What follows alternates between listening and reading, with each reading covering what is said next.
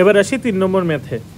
3 নম্বর math কি বলছে যে আমাদের কাছে চলো 25 ডিগ্রি সেলসিয়াস তাপমাত্রার 1 কেজি পানি আছে,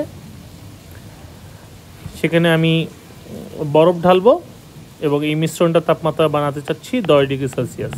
ঠিক আছে, আমাকে বলছে যে 25 ডিগ্রি সেলসিয়াস তাপমাত্রার 1 কেজি পানিতে কতটুকু বরফ ঢাললে আমি 10 ডিগ্রি সেলসিয়াস তাপমাত্রার মিশ্রণ তৈরি করতে পারবো। মানে আমাকে বরফের ভরটা বের করতে হবে। তাহলে আমি ধরি এম ভরে বরফ লাগবে, তাই না? বরফ লাগবে। বরফ কত ডিগ্রি সেলসিয়াস তাপমাত্রা বরফ দেওয়া লাগবে আমরা প্রশ্নে উল্লেখ করি নাই, ধরে নাও এটা হচ্ছে -5 ডিগ্রি সেলসিয়াস তাপমাত্রা বরফ। ওকে, তাহলে কি 25 ডিগ্রি সেলসিয়াস তাপমাত্রার 1 কেজি পানিতে -5 ডিগ্রি সেলসিয়াস তাপমাত্রার কতটুকু বরফ ঢাললে মিশ্রণের তাপমাত্রা হবে 10 ডিগ্রি সেলসিয়াস। এটাই হচ্ছে কোশ্চেন। তো আমরা তো জানি না কতটুকু বরফ লাগবে, তাহলে এম ভরের বরফ লাগবে। তাহলে বরফ করতে গৃহীত তাপ দেখি Q1 = ms ডেল্টা টি। -5 ডিগ্রি সেলসিয়াস থেকে 0 ডিগ্রি বরফ হবে, তাই না? এম এর মান তো জানি না, তো এম লিখে দিলাম 2100, ডেল্টা টি হচ্ছে 5। তবে 0 ডিগ্রি সেলসিয়াস বরফ থেকে 0 ডিগ্রি সেলসিয়াসের পানি হবে, তাহলে Q2 = mLF। এম এর মান তো জানি না, তাহলে m × 3,36,000।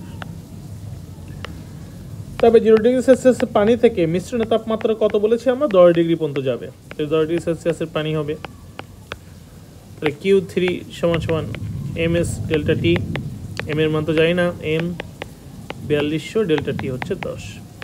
তাহলে এই হলো মোট গৃহীত তাপ। তাহলে মোট গৃহীত তাপ কত? প্রথমটা ছিল m 2100 × 5, 10,500 মেবি, একটু করি 2100 × 5।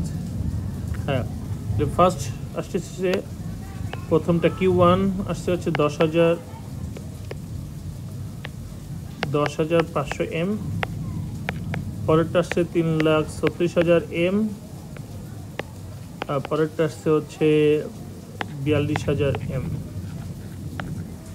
তো সবগুলোকে যোগ করি, 10,500 প্লাস 3,36,000 প্লাস 42,000,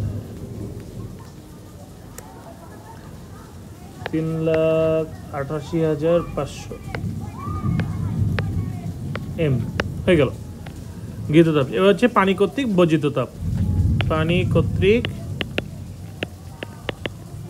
তাপ। দেখি পানি কি পরিমাণ তাপ বর্জন করবে যদি 10 ডিগ্রি সেলসিয়াসের মিশ্রণ তৈরি করি। তাহলে Q = ms ডেল্টা টি, তাই না? এম এর মান কত? এম এর মান পানি দেওয়া আছে 1 কেজি পানি, 4200, ডেল্টা টি কত হবে? 25 থেকে 10-এ আসবে না, 25 ডিগ্রি সেলসিয়াসের পানি ছিল, মিশ্রণ তৈরি করতে চাচ্ছি 10 ডিগ্রি, তাহলে 25 থেকে 10 বিয়োগ করলে আসে 15। তাহলে কত হচ্ছে? 4200 × 15, 4200 × 15, দেখি কত 63,000 m, 63,000। তাহলে এবার আমরা ক্যালোরিমিতি অনুসারে লিখতে পারি। ক্যালোরিমিতি অনুসারে গৃহীত তাপ = কি? বর্জিত তাপ। তাহলে 3,88,500 m = 63,000। তাহলে m এর মান কত হবে? 3,88,500 ভাগ 63,000, মান আসছে হচ্ছে 6.167 কেজি। এত কেজি পানি আমাদের লাগবে। 6.167 আসছে না? 3,88,500 ঠিকই আছে। এটি হিসাব করতে দিই, 4200 × 10, 42,000। আমাদের তো ভুল হয়েছে। আরে কি ক্যালকুলেটর ভুল করে বসছি, চলো দেখি। ভাগ উল্টো হয়েছে, 63,000 ভাগ 3,88,500। হ্যাঁ, 0.1621 কেজি, তার মানে 162 গ্রাম। এত গ্রাম বরফ দিলে আমরা 10 ডিগ্রি সেলসিয়াস তাপমাত্রার মিশ্রণ তৈরি করতে পারবো। ঠিক আছে, আশা করি 3 নম্বর ম্যাথ বুঝতে কারোর সমস্যা নেই। ক্যালোরিমিতির এই 3 টাইপের ম্যাথই বারবার ঘুরে ফিরে আসে। আমি আরেকটা ম্যাথের কথা তোমাদেরকে একটু বলি, যেটা আসতে পারে। তাহলে আমার আশা করি প্রথম 3টে বেসিক ম্যাথ বুঝতে কারোর অসুবিধা নেই। 3 নম্বর একটা ম্যাথ আসতে পারে, সেটা কি জানো? মানে কঠিন ম্যাথ না। মনে করো একটা তামার পাত্র, 2 কেজি তামার পাত্রে 25 ডিগ্রি সেলসিয়াস তাপমাত্রার 1 কেজি পানি আছে।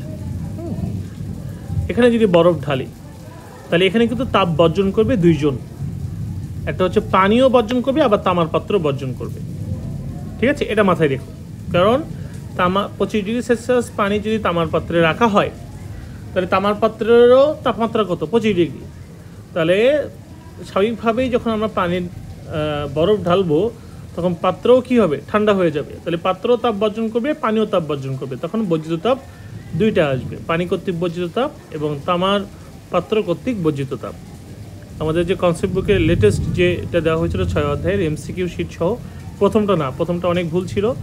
প্রথমটা ক্যালকুলেশন ভুল ছিল, ইকুয়েশন ভুল ছিল। সো এই জন্য সেকেন্ড যে কনসেপ্ট বুকটা দেওয়া হয়েছে, সেই কনসেপ্ট বুকের এই ম্যাথগুলো করবা, দেখবা ইনশাআল্লাহ 6 অধ্যায়ের আর কোনো ম্যাথ নিয়ে প্রবলেম হবে না। আশা করি সবাই বুঝতে পারছো।